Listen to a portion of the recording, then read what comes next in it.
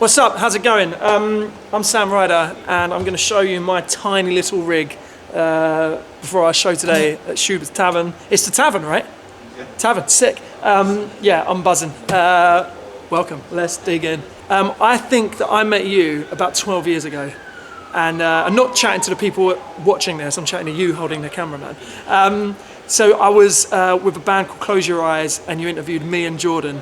And I watched it back this morning because I knew we were doing this today, and Jordan has got infinitely more game and patter than I do. I literally don't know what I'm talking about. Like, it's cringe, man. I don't know why I'm telling you this, because now people are going to go and watch it and see how cringe I am. And but it's so funny. Jordan is like a natural born comedian. I, on the other hand, am an absolute div. But yeah, I'm stoked to see you again, man. It's cool. So let's start with this acoustic guitar. This is a Yamaha acoustic guitar. I got this for free when I started posting videos on TikTok. I remember Yamaha just hoying guitars at me. So I've got like a lovely nylon strung one. I've got this. I've got another one at home. And I'm going to be honest with you, Yamaha make decent acoustic guitars. I like this guitar. This section is a piece of, can I swear on this? Shit. Like this, it's pointless. Basically, you just need the volume and you're good to go. They're going to hate me saying that, but I'm very thankful. And I had a lovely rep at Yamaha at the time who's no longer there. But if he's watching this, he's definitely not watching this, but if he is, big love, because the nylon strung acoustic I use all the time in the studio. And this is super handy for tours. I've got a nice Martin from like 1956, but you're never going to bring that out on tour. This is kind of like a road dog guitar, but it does the job, and we've got it in a weird tuning actually. This is in, I don't even know if it's an actual tuning. This is E, A, C, G, G, C. So it's just like, it's quite like Iris Google Dolls vibes, you know? Yeah. You don't need that drama, you don't need that pain, you don't want that karma, it's a fire you can't tame.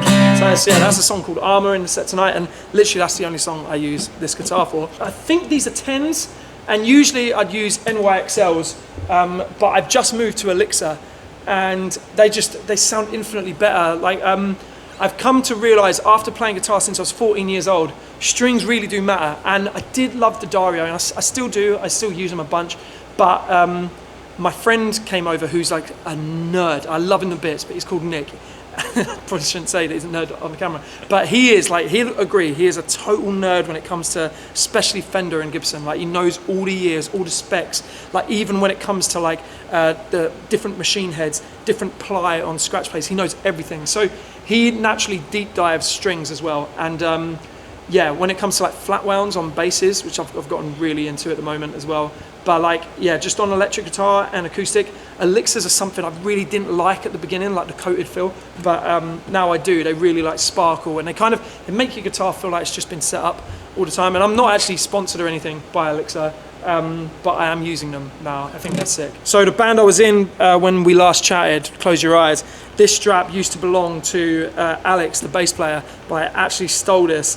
Like, it was kind of like a not proper theft, because I was a friend and I just sort of like acquired it. But he always, like, when he doesn't work in music anymore, but whenever he sees videos of me, like, I literally use this strap on all my guitars just so I know that he's watching it somewhere, and it'll annoy him. It's brilliant. So this guitar is, I got this guitar the day that I met you.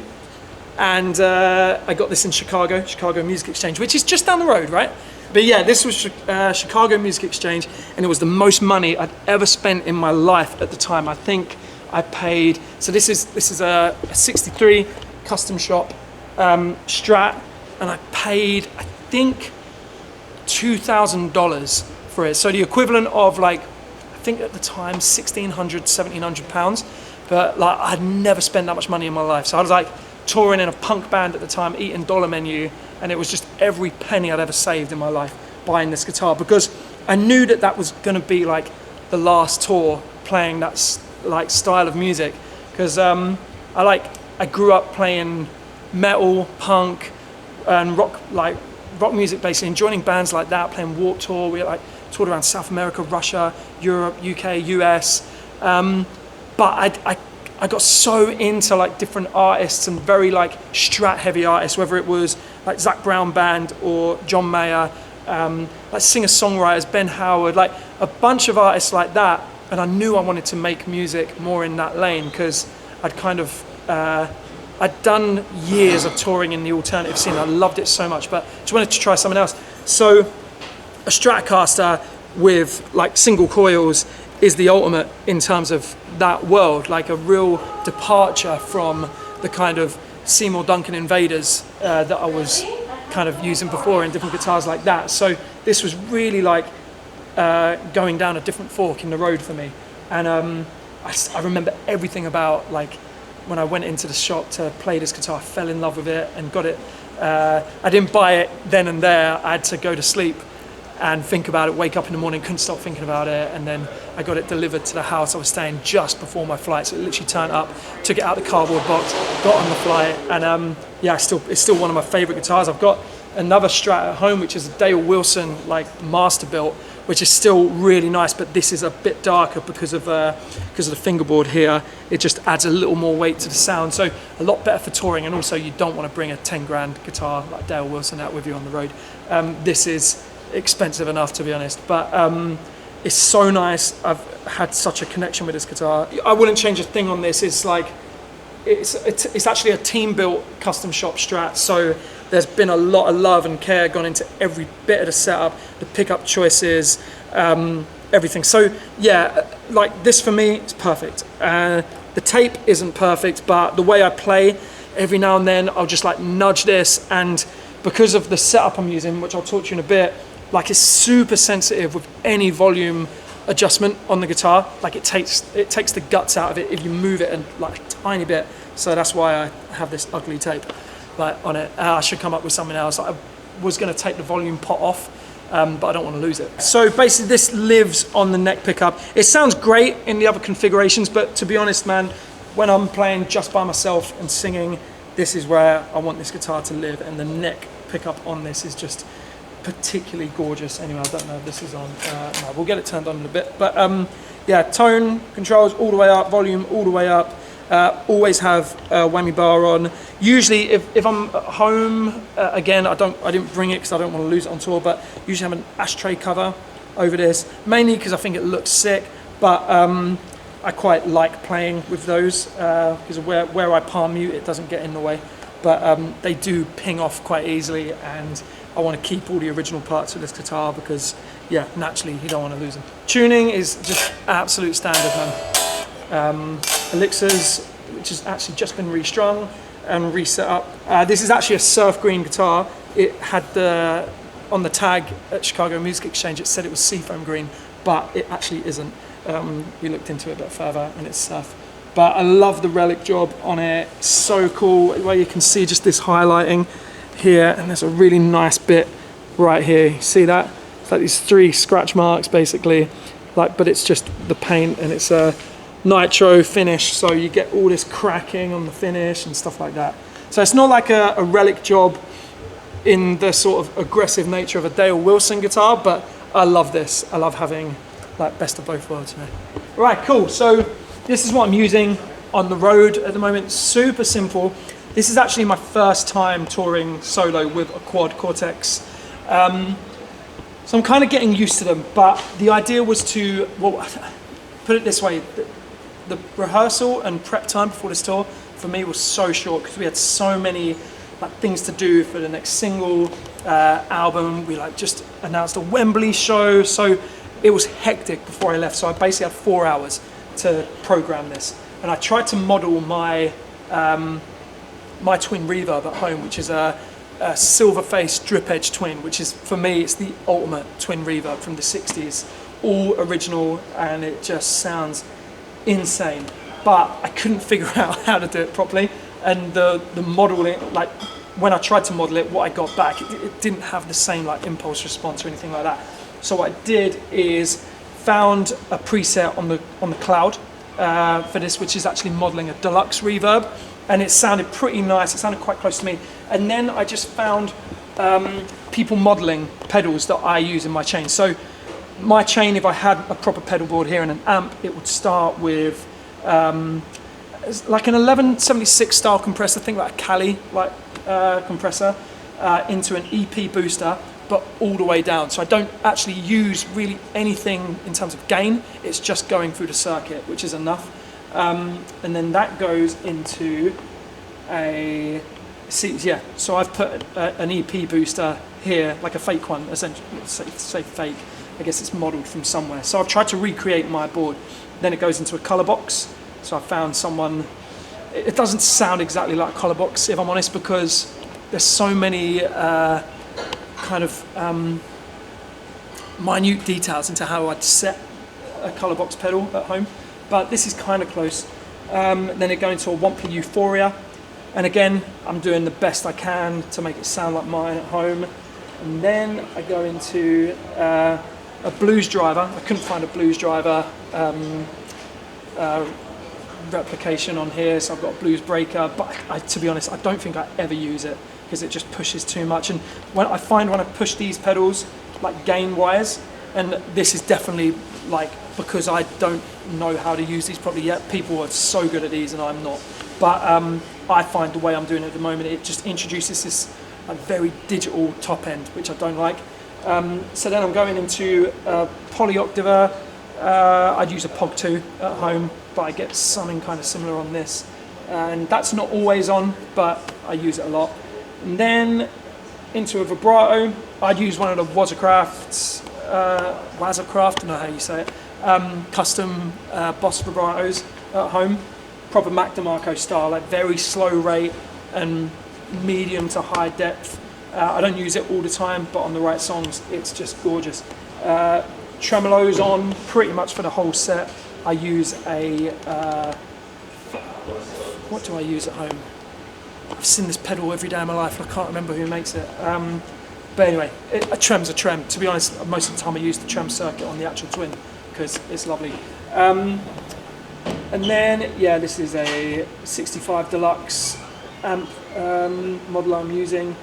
Then a delay, I'm using a monotape delay, which is basically like eighth notes synced to tempo. So I've got all my tempos set for every song. Quite a lot of sort of modulation in the repeats.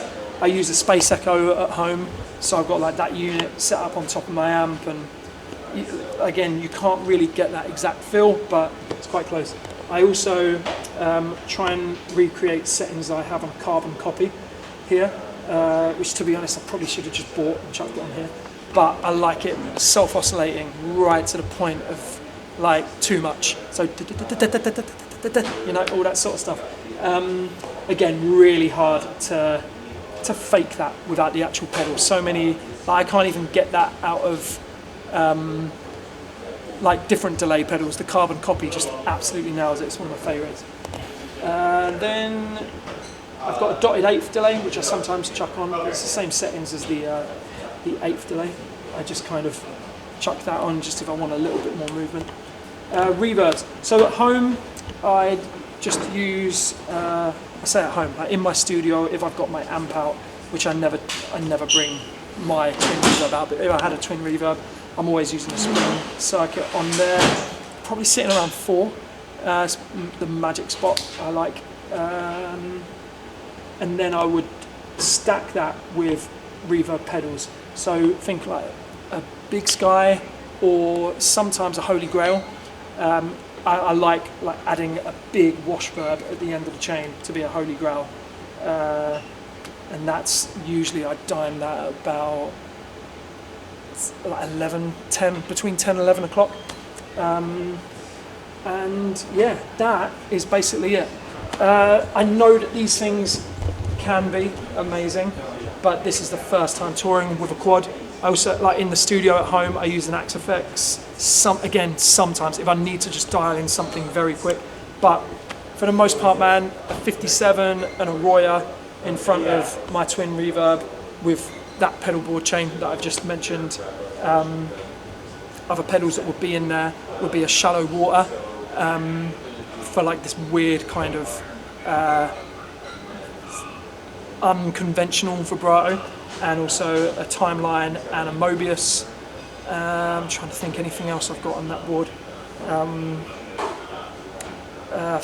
Fuzz Factory, Zevex I use sometimes, and a Big Muff, and that's that's about it. And the last thing I use, sometimes I bring it out on tour, I didn't on this run because I wanted to keep it just super simple, is a chroma console. They're just amazing, but to be honest, my favourite way to use chroma consoles is DIing them. In fact, when I record guitars now, most of the time I'm DIing them. I'm just going through a phase where I love the sound of a DI. So chucking it straight into a TG2 channel strip, absolutely cooking it on the way in, through a chroma console as well. And I love doing that with baritone guitars, but actually going further than baritone guitars, like bass sixes I love at the moment, or rubber bridge guitars, going into a chroma, into a TG2, getting absolutely fried. And that's my favourite guitar tone at the moment. Yeah, let's talk about mics. So this is, let me get this model for you. This is a 965, so this is Sennheiser's condenser version, essentially, of this mic, a 935. Usually, to be honest, I have two 945s that have gone missing, and we found these in the units. I don't know where they came from, but they're spares. I love the 945s over these, but again, they're spares. In case this goes down, and this can sometimes be too harsh, you need to spend time in sound check just taming some of the high end. But condenser mic's good because you just get a little bit more power and ability to sing away from the mic, which I like to doing little ad-libs and atmospheric bits in the set. And it's great just like being right up on the grill as well. It can take it. Thank you so much for checking out this very small amount of gear that I've got with me. I appreciate it. So lovely to see you again, man. Yeah, my name's Sam Ryder. Check out our new single OOK coming out 23rd of May. Album comes out later in the fall. We've just announced the show at Wembley Arena in London later in the year to coincide with the album release, which is berserk. First saw Sum 41 at that venue. That was my first ever show. So it's amazing that we're like getting to that level, man. I'm so grateful. Thank you. It's blowing my mind. We've got Glastonbury in the summer in the UK if you want to come and join us there, and other things I can't remember. But bless you. Take care of yourselves, and I'll see you soon. Peace. Love ya. Bye.